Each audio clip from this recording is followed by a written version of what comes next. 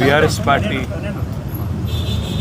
Social media convener, అదేవిధంగా తెలంగాణ ఉద్యమంలో క్రియాశీలంగా పనిచేసిన విద్యార్థి నాయకుడు, Telangana state mineral development corporation మాజీ అధ్యక్షుడు సోదరుడు మన్నే క్రిషాంక్ గారిని ఒక ఫ్రివలస్ కేసులో, అంటే ఒక పనికిమాలిన కేసులో చేయని తప్పుకు ఇవాళ అరెస్టు చేసి ఈ రాష్ట్ర ప్రభుత్వం గత వారం రోజులుగా వేధిస్తూ ఉన్నది.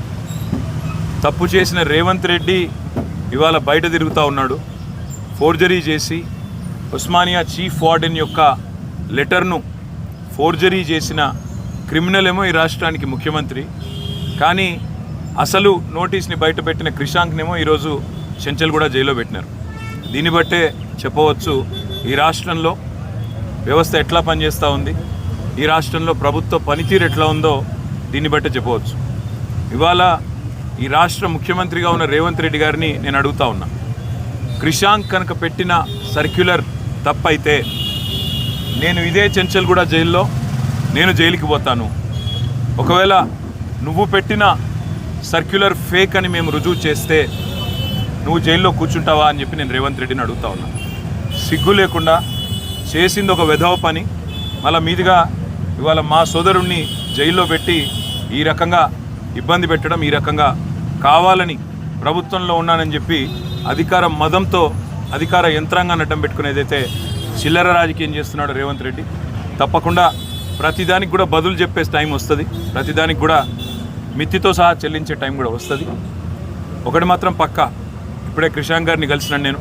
చాలా ధైర్యంగా ఉన్నాడు, చాలా నవ్వుతూ చిరునవ్వుతో చెప్తున్నాడు, ఏం కాదన్నా, నాకేం పర్వాలేదు, నాకు ఉద్యమము కొత్త కాదు, కేసులు కొత్త కాదు, ఏం పర్వాలేదని చెప్తున్నాడు.